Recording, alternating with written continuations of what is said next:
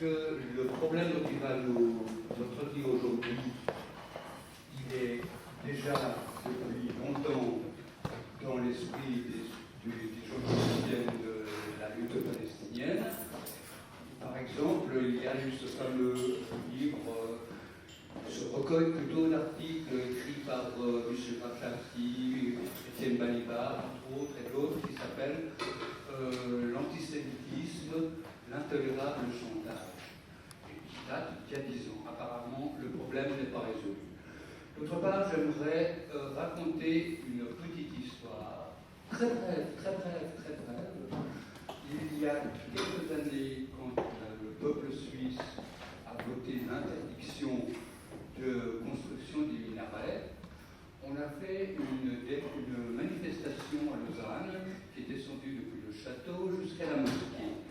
Et je me suis retrouvé dans cette manifestation avec un vieil ami algérien qui me regarde en rigolant et qui dit « Dire que nous, des vieux athées, des vieux anticléricaux, manifestent pour ça, et à la fois la liberté d'expression, elle est entière. On ne peut pas la couper en dessous. » Merci.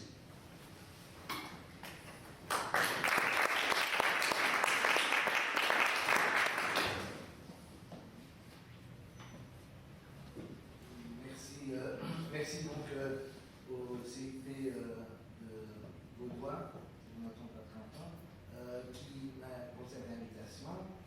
Alors, on m'a appris que cette invitation avait provoqué certains remous. On vous entend. Oh, c'était Il marche. Oui, mais il faudrait peut-être remonter la puissance. Alors, Je connais pas.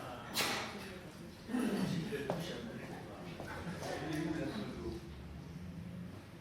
que le micro est allumé? Oui, le micro est allumé. Ok, ça va? Ah oui, maintenant ça va. C'est trop fort. Bon, réglons d'abord ce problème technique. Ça va maintenant? Parfait. Même j'en bien qu'en Suisse tout devait fonctionner, mais. Donc, on m'a appris qu'il y avait des remous et j'avais jamais pensé que une de mes ambitions dans la vie était de provoquer une guerre civile en Suisse. Donc, je vais en tout cas faire un exposé et je suis prêt à répondre à toutes les questions et toutes les objections par la suite. D'accord ? Vous posez toutes les objections que vous voulez, j'y répondrai.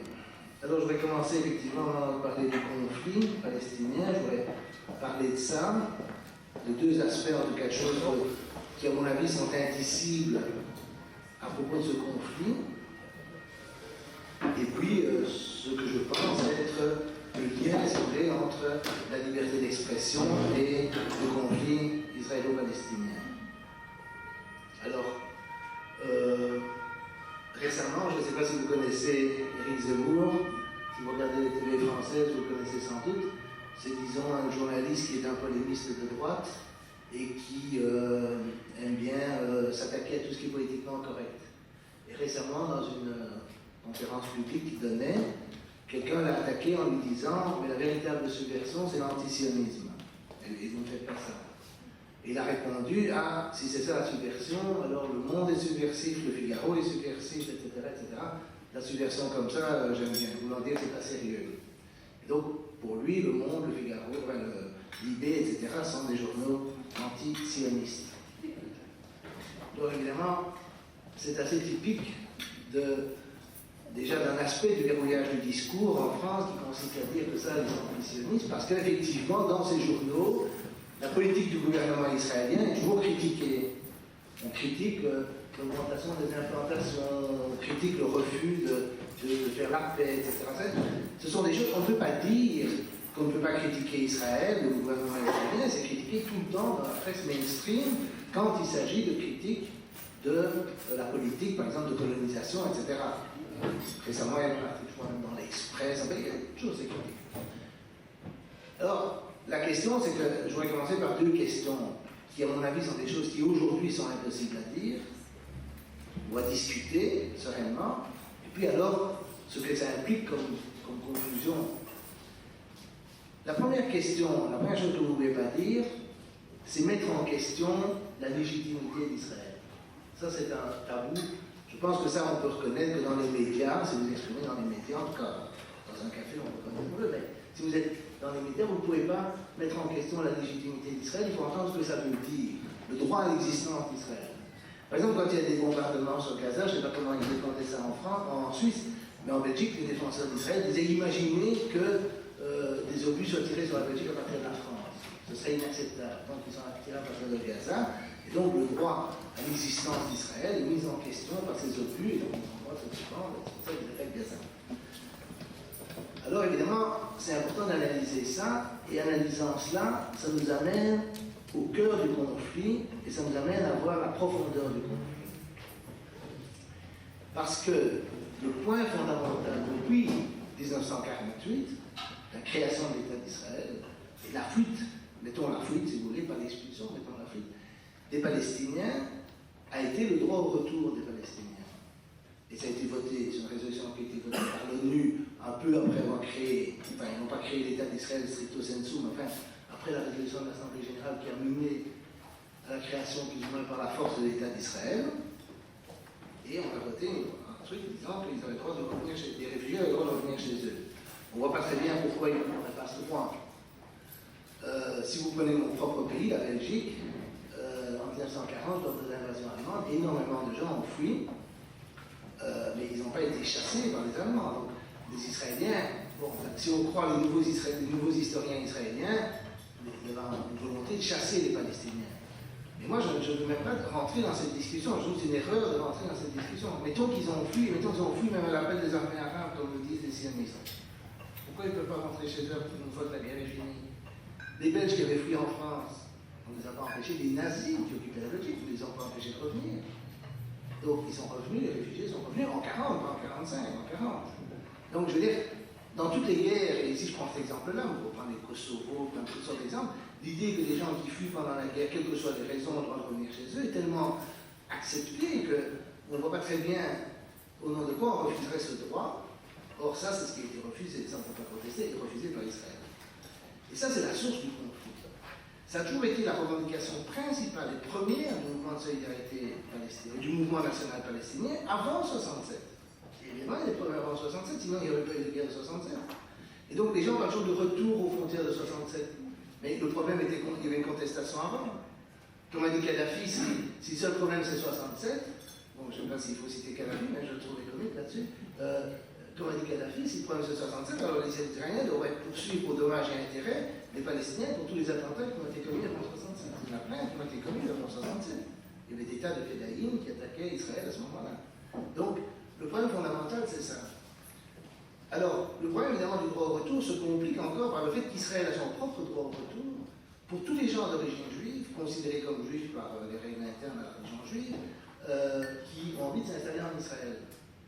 Alors, on est dans une situation où on dit d'une part que n'importe quelle personne, parce que soi-disant ses ancêtres étaient là il y a 2000 ans, et je ne veux même pas rentrer dans la polémique de savoir si Shlomo Sand a raison, parce que tout ça n'a pas d'importance. Si tout le monde devait retourner, même les Suisses devaient retourner où ils étaient il y a 2000 ans, ils devraient déménager, sans doute quelque part, je ne sais pas où. Mais je veux dire, cette idée de retourner là où on a retourné il y a 2000 ans, ça m'a toujours paru une absurdité totale. Donc, ça m'a toujours paru une absurdité totale de retourner là où vos ancêtres étaient là il y a 2000 ans. Et on accepte cela, mais on n'accepte pas pour les réfugiés ou leurs descendants de retourner dans la terre où étaient. Alors, une fois qu'on a mis ce principe, on a mis un principe profondément, je vais utiliser le terme raciste ou ethniciste, qui dit, voilà, il y a un peuple qui a le droit de retourner, les gens en fonction de leur naissance ont le droit de retourner, et les autres, ils n'ont pas le droit d'y aller, même s'ils ont fui ou ils n'ont pas fui, enfin, s'ils sont descendants, etc. Une fois qu'on crée une division pareille, alors on est dans une situation, indépendamment même des territoires occupés, même de la situation en Israël même, qui est une situation, si vous voulez, qui nie d'une certaine façon l'humanité d'une partie de la population, des Palestiniens. Et alors, évidemment, à partir de ça, on crée une situation comme l'apartheid, comme la ségrégation raciale, etc., qui est profondément inacceptable pour les gens et qui n'a rien à voir, en fait, avec l'oppression économique. L'oppression économique est un gros problème, mais c'est un problème différent de l'oppression ethnique, où on dit, voilà, vous n'avez pas ce droit à cause de votre naissance, à cause de votre sexe, de votre race, de votre couleur de peau, etc. Et ça, c'est pour moi la racine du problème. Alors, évidemment, c'est aussi ce qui rend le problème profond et insoluble sur le terrain. Parce que les sionistes, d'une certaine façon, ils ont raison sur une chose, c'est qu'ils disent, les Palestiniens, en fond, ils veulent détruire Israël. Ils veulent détruire Israël comme État exclusiviste juif, c'est-à-dire l'État juif. Et d'ailleurs, on leur demande toujours de reconnaître Israël comme État juif, ils ne peuvent pas, parce que ça revient à abandonner le droit au retour, et ça, symboliquement, ils ne peuvent pas l'abandonner. Peut-être que s'il y avait une négociation nette avec retour contre 67, peut-être il serait abandonné. Ils ne vont pas l'abandonner comme ça pour faire plaisir à Israël et soi-disant commencer des négociations, alors que de l'autre côté, il n'y a pas le début du commencement de négociations sincères. Donc, ça, c'est la profondeur du conflit, ça montre la radicalité du conflit, et c'est aussi ce qui le rend d'une certaine façon universel. Un peu comme l'Afrique du Sud, un peu comme les discriminations en général, parce que beaucoup de populations des pays colonisés sympathisent avec les Palestiniens parce qu'ils ont connu le même sort. Les populations dites issues d'immigration, je ne sais pas combien de générations elles sont issues d'immigration, enfin dites issues d'immigration ici, sympathisent aussi avec les Palestiniens pour les mêmes raisons, etc. Et donc, ça rend ce conflit d'une certaine façon plus profond, plus universel, plus important, plus dangereux aussi que d'autres conflits qui existent dans le monde et qui peuvent être plus sanglants, parce que je n'ai pas de doute qu'il y a des conflits plus sanglants dans le monde. Et donc ça, c'est pas exactement, dans des places d'Éric Zemmour, ce qu'on peut lire dans le monde de Libération tous les jours. Alors, ce qui rend le conflit insoluble, pas à court terme, mais à terme prévisible, quand mon fils avait 16 ans, il m'a dit tu sais, le conflit ne sera jamais résolu de mon vivant. Je trouve ça très joli comme phrase. Donc, je ne sais pas quand il sera résolu, mais ce qui le rend impossible à résoudre, c'est que le rapport de force est très asymétrique. D'une part, les Palestiniens ont, d'une certaine façon, avec eux, l'immense majorité du monde, et en tout cas du monde qui les entoure, du monde arabe, des musulmans, etc. Et d'autre part, du côté israélien, il y a la force brute des armes atomiques, une armée superpuissance, etc. Et le soutien de l'Occident, principalement des États-Unis. Ça, c'est vrai. Donc, il faut bien faire la conférence de retraite aux États-Unis, mais bon, c'est principalement des États-Unis, mais l'Europe aurait un rôle à jouer dans dans le fait de s'indépendantiser, de devenir indépendant de la position américaine sur cette question. Or, elle ne le fait pas. Et alors, le deuxième point, la deuxième question dont on ne peut pas parler, à mon sens, c'est d'analyser les raisons de ce soutien. Pourquoi les États-Unis soutiennent-ils Israël et pourquoi nous, Européens, bon, je ne veux pas parler pour les Suisses, mais je veux dire, quand je dis nous, Européens, je parle à l'Union Européenne, si vous voulez, non, mais je veux parler principalement pour mon pays et ceux que je connais un peu mieux, ou la France. Et donc, la question c'est pourquoi soutenons-nous Israël, pourquoi votons-nous ou hésitons-nous à voter. Par exemple, c'était une bataille en Belgique pour reconnaître l'État palestinien à l'ONU, qui ne signifie presque rien, qui est presque une diversion, enfin qui n'est pas quelque chose d'important, et déjà ça a été une énorme bataille. Alors à cela, il y a essentiellement trois types de réponses. Il y en a une, c'est que le soutien est géopolitique ou économique. Que les Américains, je prends les Américains, mais l'Europe suit les États-Unis, ils s'appellent caniche, mais prenons les États-Unis, parce que c'est le fond du problème. Ils soutiennent Israël parce qu'Israël est d'une certaine façon leur gendarme au Moyen-Orient, ça c'est l'aspect géopolitique, ou bien pour des raisons économiques, parce qu'il y a toutes sortes d'industries, de haute technologie en Israël, etc. Bon. L'autre explication, c'est lié au racisme ou à l'amour du colonialisme supposé chez les Européens, que voilà, on s'identifie aux Israéliens parce que c'est des Arabes, des musulmans, on n'aime pas ces gens-là, etc. Et finalement, il y a une troisième explication qui pour moi est la bonne, qui a été mise en avant par Mearsheimer et Waltz, qui est la thèse du lobby. Donc Mearsheimer et Waltz sont deux politologues américains, très centristes, enfin centristes politiquement, ils ne sont pas très à gauche ni très à droite, qui ont écrit un livre qui s'appelle Le lobby pro-israélien et la politique étrangère américaine, que je vous recommande, il existe en français. Ils ont publié d'abord un article qui, de façon caractéristique, n'a pas pu être publié aux États-Unis, il est publié en Angleterre, qui a été retiré du site de Harvard où l'un des professeurs et professeurs, on viendra à ce genre de manœuvre plus tard. Et donc, je pense que c'est la thèse qui est correcte, mais avant de la développer, je voudrais, discuter les deux premières thèses. D'accord? La thèse de l'aide des raisons militaires, etc., et des raisons, on va dire, psychologiques de type anti-musulman, anti-arabe, etc. Alors, ça va, la thèse militaire, elle est assez intéressante, elle est très bien discutée par un monsieur qui s'appelle Charles Freeman, qui était dans l'administration américaine, et il fait remarquer les choses suivantes. Les États-Unis n'ont aucune base ou de troupes en Israël. Ils ont des troupes et des bases un peu partout dans le monde, mais pas en Israël. Hein. Vous avez remarqué ça? Il n'y a pratiquement pas d'armement américain en Israël. Et, pardon? En Iran, il n'y a pas non plus. Non, mais l'Iran n'est pas tout à fait. Je ne peux pas dire qu'ils soutiennent l'Iran comme ils soutiennent Israël. Je parle d'un pays qu'ils soutiennent et je parle des raisons pour lesquelles ils soutiendraient Israël. D'accord? On me dit que c'est des raisons géostratégiques. Ils ont des armes au Qatar, ils en ont en Belgique, ils en ont dans toutes sortes de pays, mais en Israël, ils n'en ont pas. Ils n'ont pas de dépôt de munitions non plus. Les bases israéliennes ne sont pas utilisables par l'armée américaine. Les voisins d'Israël n'apprécieraient pas que les États-Unis utilisent Israël comme base pour envoyer leurs avions. Quand les relations entre Israël et les États-Unis, les relations entre Israël et ses voisins sont tellement mauvaises qu'évidemment ils font un tort énorme à l'image d'Israël au Moyen-Orient, à l'image des États-Unis au Moyen-Orient. Par exemple, si vous prenez les déclarations de la plupart des attentats terroristes, des gens qui ont fait des attentats terroristes, si vous prenez les déclarations de Bin Laden que personne ne veut lire, c'est toujours nous détestons les États-Unis à cause de leur soutien à Israël. C'est pas une question de démocratie, c'est pas une question de mini-jupe, c'est pas une question de... Non, ils ne nous détestent pas pour nos libertés, ils nous détestent à cause de notre soutien à Israël. C'est dit et répété par presque tous les gens accusés ou supposés être terroristes. Évidemment, il n'y a aucun moyen pour Israël d'avoir un prestige diplomatique, etc., puisqu'ils sont liés de toute raison.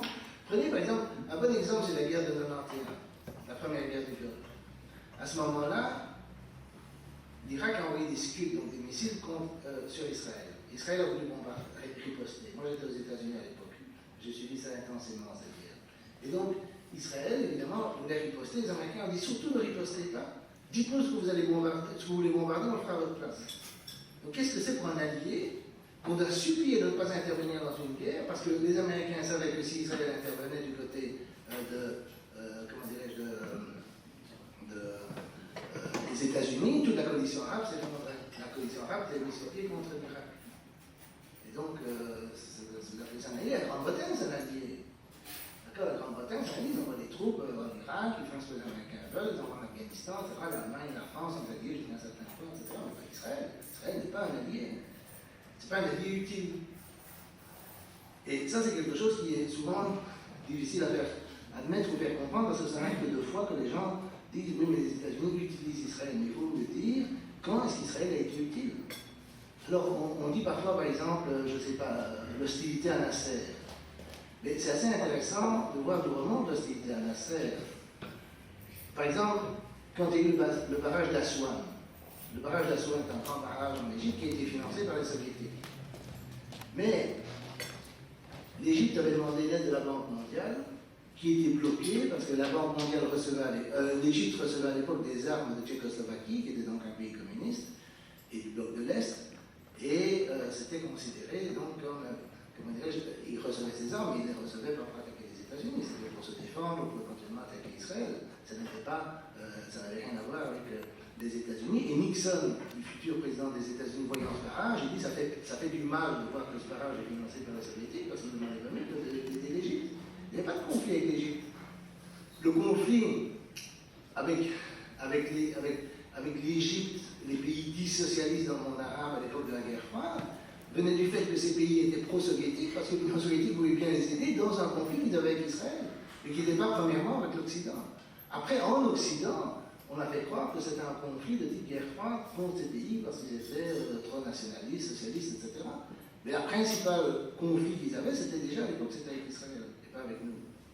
Évidemment, les agences sionistes ont fait en sorte que, il y a un type qui s'appelle Gore Vidal, qui est un écrivain américain, qui est totalement cynique et lucide sur ces questions, qui disait qu'il admirait la force du lobby qui arrive à faire dépenser des milliards et des milliards de dollars chaque année aux États-Unis pour financer Israël, pour lutter contre le communisme dans le monde arabe, un communisme qui n'existait pas. Et donc, il est très drôle. Lui, il n'a pas d'illusion sur ces questions d'Israël étant l'allié des États-Unis. Alors, prenons la question de l'allié économique. Parce qu'on dit parfois un allié économique, alors c'est assez intéressant de voir ce que, bon, je ne vais peut-être pas vous dire tout en détail, mais bon. Par exemple, il y a, avant 2003, après 2003, ça a encore empiré, mais avant 2003, la société de presse, par exemple, disait qu'en France, en Turquie, aux Pays-Bas, en Finlande, des compagnies israéliennes, militaires, ont vendu du matériel et ont battu la compétition de compagnies militaires américaines. D'accord? Avec du matériel militaire financé par les États-Unis. Donc les États-Unis donnent de l'argent. Alors, si vous me dites que c'est des calculs de capitalisme, ils vont expliquer comment fonctionne le capitalisme, parce que ce n'est pas mon idée des capitalistes. Ils donnent de l'argent à Israël, qui utilise ça pour développer ses industries militaires, et puis qui fait de la concurrence aux industries américaines dans différents pays qui vendent des armes. Ils ont vendu des armes à la Chine, qui étaient armés. Ils ont vendu des missiles à la Chine que les Chinois ont utilisés pour menacer les avions américains qui s'approchaient des côtes chinoises. C'est un allié, ça. Je veux dire, et il n'y a rien qui peut être fait pour les en empêcher.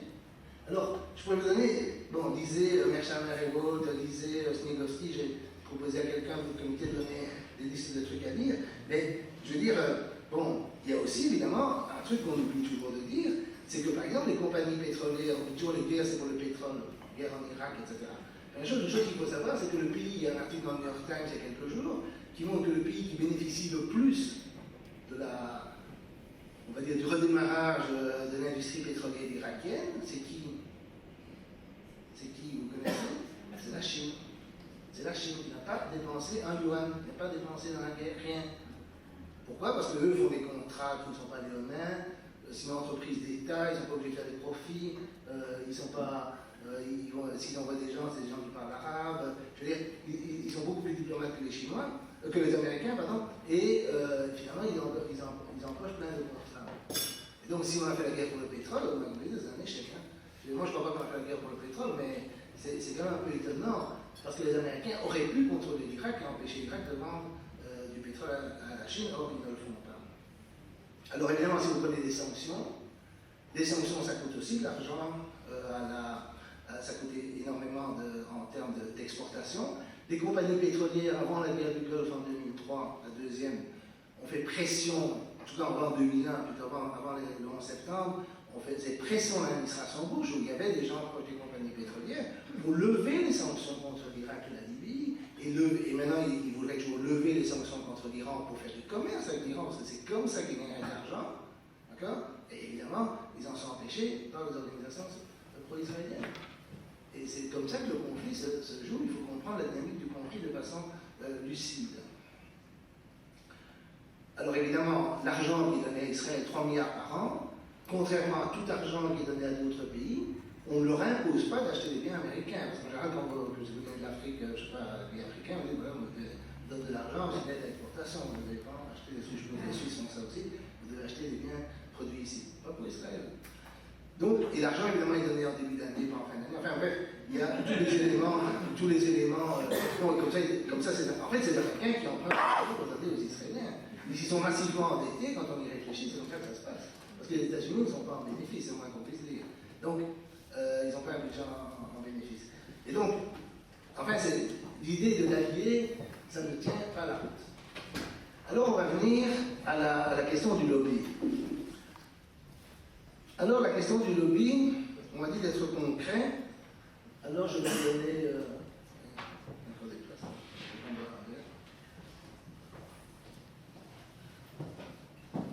Ça va? C'est celui-là? Oui, pas de question. Non, ça va. Donc, maintenant, je vais venir à la question du lobby. Donc, c'est la thèse qui a été développée, peut-être la première fois de façon systématique par Mersham et Revolt, mais Mersham et Revolt sont deux académiques qui sont manifestement avec une équipe derrière eux.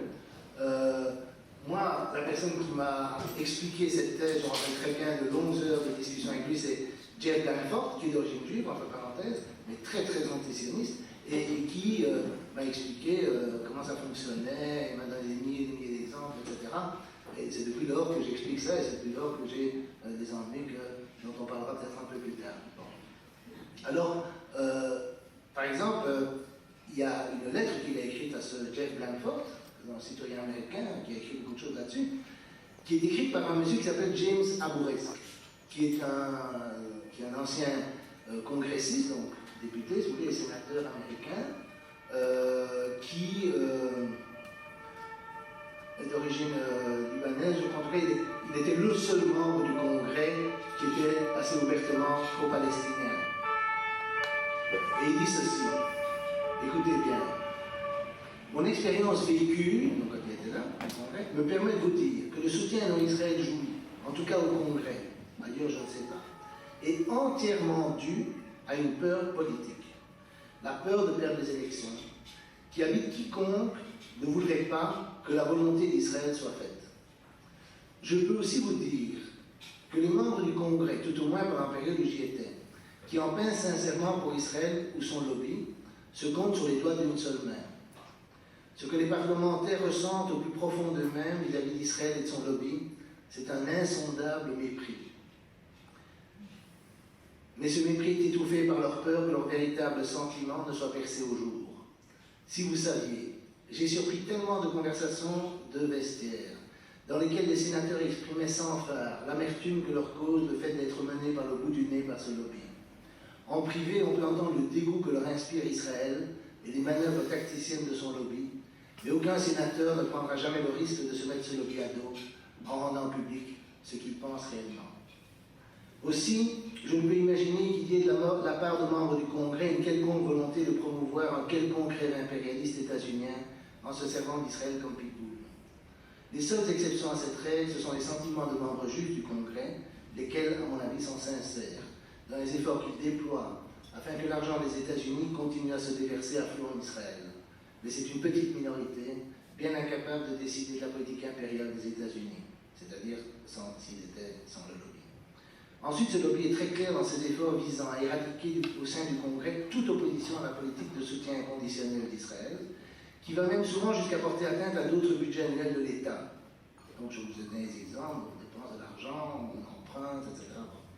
Quand bien même cette opposition se réduirait-elle à une seule fois, elle est attaquée, je le sais, cela m'est arrivé. Pourquoi ? Eh bien, parce que si le Congrès est totalement silencieux sur la question, la presse n'aura aucun sénateur dissident cité. Bonne manière de surcroît de museler totalement la presse. Tous les journalistes ou éditeurs de journaux qui franchiraient la ligne jaune, moi je franchis des lignes de toutes les couleurs, sont rapidement ramenés dans le droit chemin par une pression économique extrêmement bien organisée à l'encontre du journal surpris en train de pécher. Donc ça, c'est sa vision des choses, et je pense que toute personne honnête qui prétend que c'est l'amour d'Israël, l'impérialisme, etc., devrait au moins répondre à ce genre de choses. Il donne des exemples de ces conversations. Il avait un jour... Alors, une chose qu'il faut savoir aussi, et Blanford explique ça en détail, c'est que tous les présidents américains, Nixon, donc depuis 67, enfin pas depuis 67, mais 68, Nixon, Ford qui lui a succédé, Carter, Bush 1, Clinton, même Bush 2, et Obama bien sûr, ont tous essayé de faire des propositions de paix, de forcer Israël à quelque chose, à des concessions, etc. Vous voyez Obama a demandé à Netanyahou d'arrêter la colonisation. Il n'a pas fait pour se faire il s'est fait envoyer promener, il n'a pas fait ça pour se faire ridiculiser, il ne faut pas exagérer, ça serait un complot. Je veux dire, il l'a fait sincèrement, mais il n'a aucun moyen de faire pression. Je vais vous donner un exemple. Bush 2 était le plus, donc celui de la guerre du Golfe, qui était le plus pro-israélien de tous. Quand Sharon a réoccupé Jenin en 2002, je ne sais plus quand exactement, enfin quand il a réoccupé un territoire qui était soi-disant autonome, Bush a dit qu'il devait se retirer. Il a dit je veux maintenant, quand je dis maintenant, c'est maintenant. Le lendemain, il avait sur son bureau une lettre signée par 80 sénateurs, il y en a 100, 80 sur 100, disant il ne faut pas toucher à notre cher allié Israël, etc. Et évidemment, maintenant, vous comparez ça à ce que dit Arboresque, et vous comprenez comment tout le truc fonctionne. Les présidents américains ne sont pas des dictateurs, et ils ne peuvent pas s'opposer à 80% du Congrès. Et ils le savent, donc ils n'en font pas trop, parce qu'ils savent déjà qu'ils vont prendre des claques, donc ils ne vont pas monter au front pour prendre des claques, c'est pas ça, non. Alors, si vous voulez voir comment ça fonctionne, ça va? C'est assez fort. Ah, c'est trop fort? Non, c'est pas vrai. C'est bon. Ah, ce que je dis ou bien le bon? Non, ce que je dis. Alors, je vais encore vous raconter une petite histoire de Arboresque. Il y a eu à un moment donné Gerald Ford qui était le président, donc après Nixon, quand Nixon a dû démissionner, et il y avait Kissinger qui était son secrétaire d'État. Kissinger, il est d'origine juive, entre parenthèses, mais il n'est pas, à mon avis, il est plus realpolitiqueur, il voulait arranger les trucs jusqu'à un certain point. Et donc, ils ont pensé de faire pression sur Israël en suspendant l'aide économique. C'est la première chose à faire, suspendre l'aide économique. Alors, évidemment, 76 sénateurs ont signé une lettre, rédigée par le lobby pro-israélien, bien sûr, demandant que s'ils continuaient, il y aurait des catastrophes, etc. Et alors, Arboresque avait mangé avec un des sénateurs qui avait signé la lettre. Et Steve avait été clair qu'il n'était pas d'accord avec cette lettre. Il l'a signée.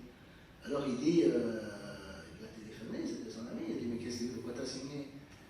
J'ai reçu coup de téléphone après coup de téléphone pendant toute la journée hier, des appels de gens qui avaient été au-delà de simplement soutenir mon élection. Des gens, des avocats, des docteurs, des businessmen, etc., qui avaient interrompu leur carrière pour travailler pour ma campagne. Je ne pourrais pas leur dire non. Comme ça marche. Alors, un autre livre que je vous conseille vivement, c'est un livre de Paul Finlay, Dares to Speak Out.